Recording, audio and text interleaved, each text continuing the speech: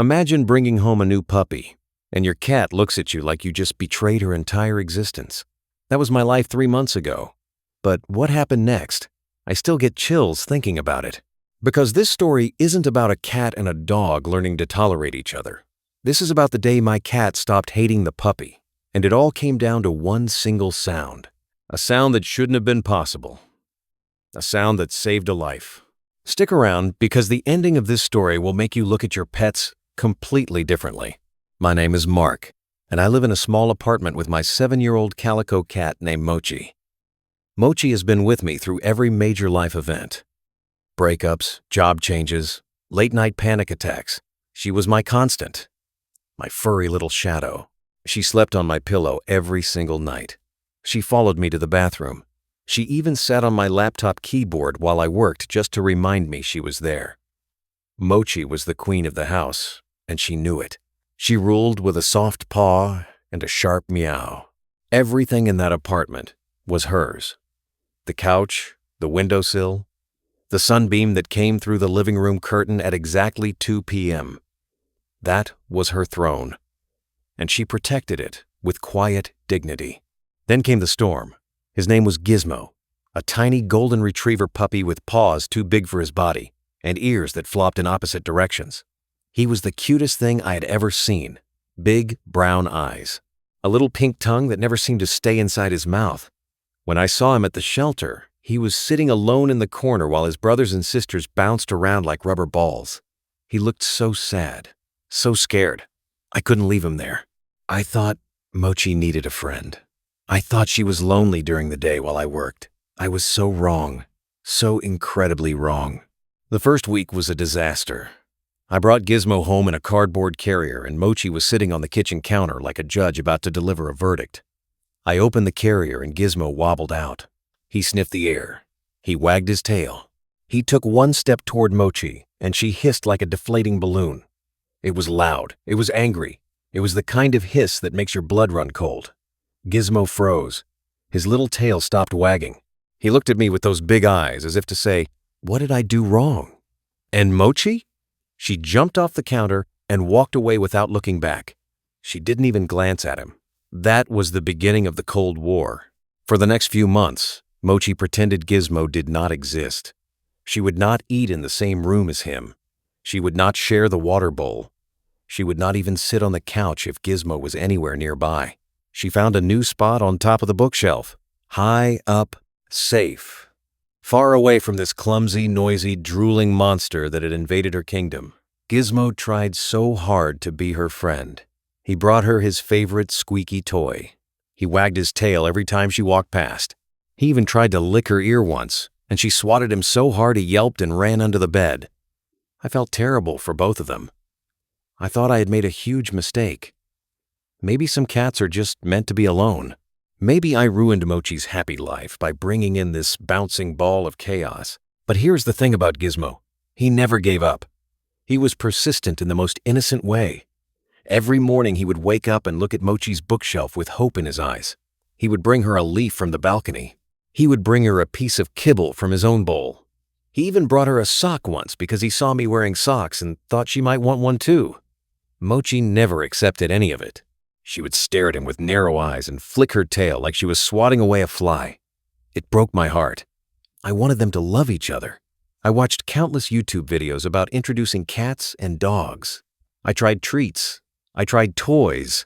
I tried feeding them on opposite sides of the door. Nothing worked. Mochi remained cold. Gizmo remained hopeful. And I remained stuck in the middle, wondering if I had made the worst decision of my life. Then came the day that changed everything. It was a rainy Tuesday afternoon. Nothing special. Just a gray, gloomy day that made you want to stay inside and watch movies.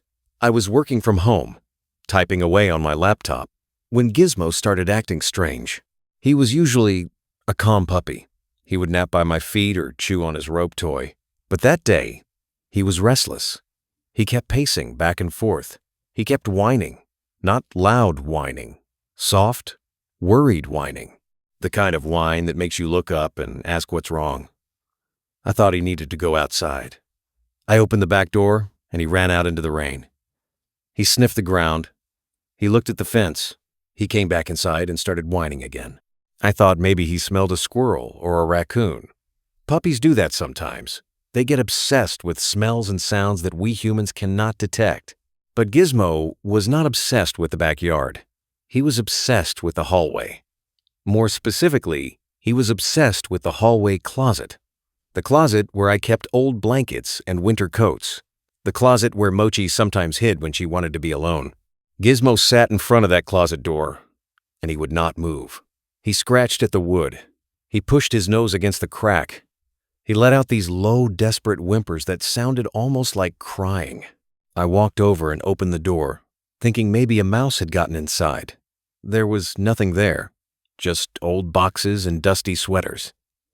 I closed the door and went back to my work. Gizmo stayed. He pressed his ear against the door. He tilted his head. He started making a sound that I had never heard him make before. It was not a bark. It was not a whine. It was a long, high-pitched howl. But it was not a dog howl. It sounded like a cat meow. A slow, drawn-out, urgent meow. Gizmo was trying to meow like a cat. I laughed at first. I thought it was cute. I thought he was just being silly. But then I heard something from inside the closet. A faint, scratching sound. A weak, muffled cry. My heart dropped. I threw open the closet door and dug through the pile of blankets. And there she was. Mochi.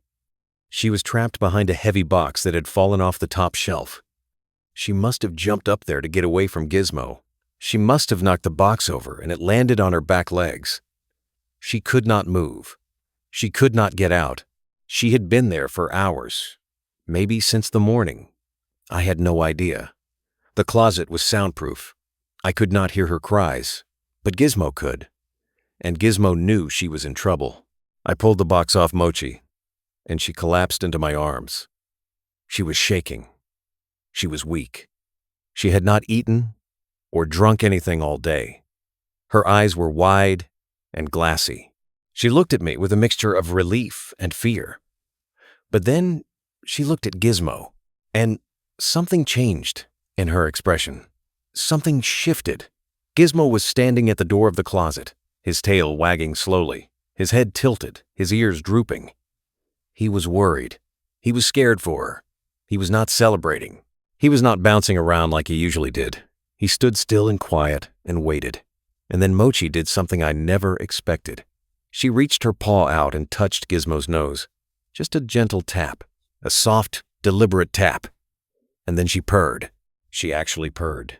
For the first time in 3 months, Mochi purred in the presence of Gizmo.